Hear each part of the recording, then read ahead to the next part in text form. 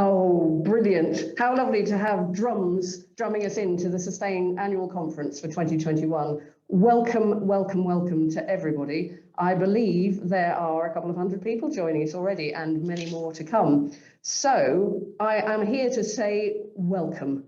Welcome friends from the Sustain Alliance and hundreds more joining us for the Sustain Annual Conference. This conference is being recorded, so I just thought I'd let you know, so it is possible to view it afterwards, but I'm so glad you're here in person because a bit of live event these days really is most welcome. I'll just introduce what Sustain is for those of you who don't know. Sustain is an alliance of about 100 organisations at national level working together to fix the food and farming system. And we also work with hundreds more groups around the country, and many of you no doubt are here, and we welcome you heartily as pioneers of food system thinking and doing. Together we take action to make the food and farming system better for people, animals and the planet. And I really do want the sense of the audience being present to be here. It's very important to us. Yes, we're all stuck in rooms again, and any minute now we're going to have to be working from home, but we exist in relationship.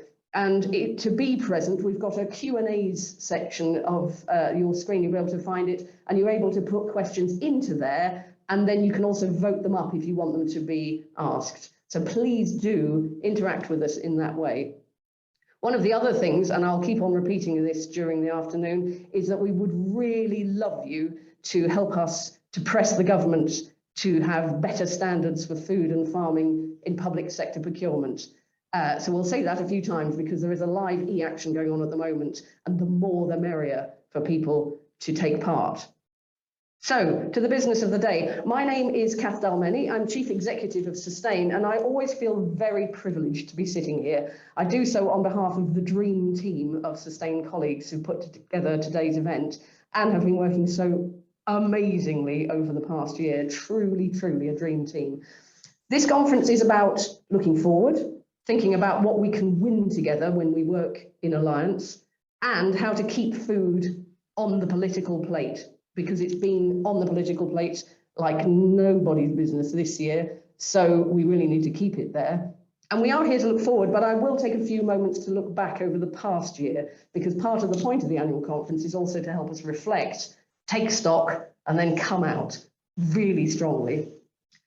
So of course our lives have been dominated by COVID, and when COVID hit, we knew immediately that we were standing not only on the brink of a medical crisis, but also a food crisis. And I want to pay tribute here in this forum to my incredible colleagues at Sustain.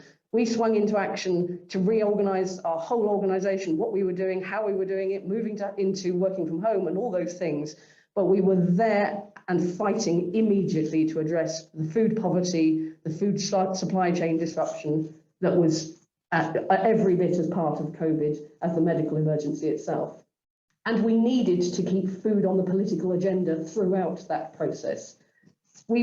Sustain is an alliance, and we can sort of channel. I've often been using this kind of shape, if you can see me, like a bit like an hourglass, with a secretariat in the middle of a lot of fantastic work going on at grassroots level, channeling up knowledge, information and demands to government to flow down money and information and support to where it is needed. So to be able to channel those kind of energies, those kind of information, that kind of money during COVID has been our privilege. The work of the Sustain team and Alliance members absolutely all the way through has been intense, influential, admirable across the whole year. We helped support food aid providers, smaller food producers, businesses, local authorities to access the money, the advice, the support and the food that they needed, and to get this to the people who needed it the most. We were also part of the movement that raised about £0.5 billion worth of public money to be directed to help people in food crisis.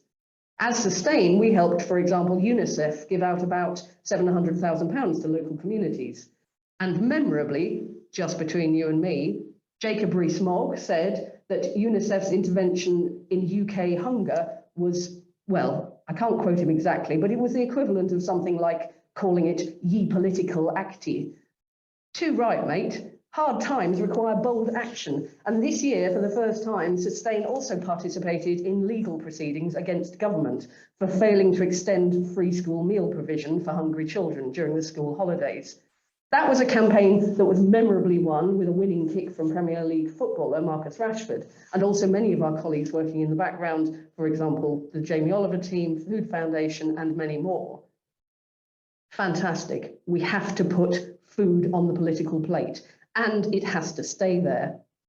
All the horrors, loneliness, and disempowerment of COVID that could have brought us down did not bring us down. The Sustain Alliance came together as never before, in joy, in camaraderie, in determination, and in empowerment. So during all of this time, the Agriculture Act went through, and in it are all the signs of Sustain Alliance members working at their very best. There is the public money for public goods principle that will now direct money to make sure that farmers who are doing the right thing with soil and biodiversity and land will be rewarded for doing so. There's also provisions in there, or at least the powers, although not yet the obligations, to act in a fair way for the supply chain to become more fair so that the right reward returns to the people who are doing the right things. We also helped communities grow tons of food during their neighbours. For their neighbours during the COVID crisis. So many people were isolated in their homes, and with the food came community connection, the friendships that keep us all together and remind us what this is all about. And we've launched the Fringe Farming Project this year, which I particularly hold dear in my heart, the idea of making sure that land will be available for communities to grow more of the fresh food that we need to be healthy, and for that to be shared more equitably. Of course, in the midst of all this, we were also fighting on other fronts. For example, on the fallout, the continuing fallout of Brexit, and the food standards questions that has brought into clear view. We were part of a group that came together, and I was privileged to chair a group called the Future British Standards Coalition.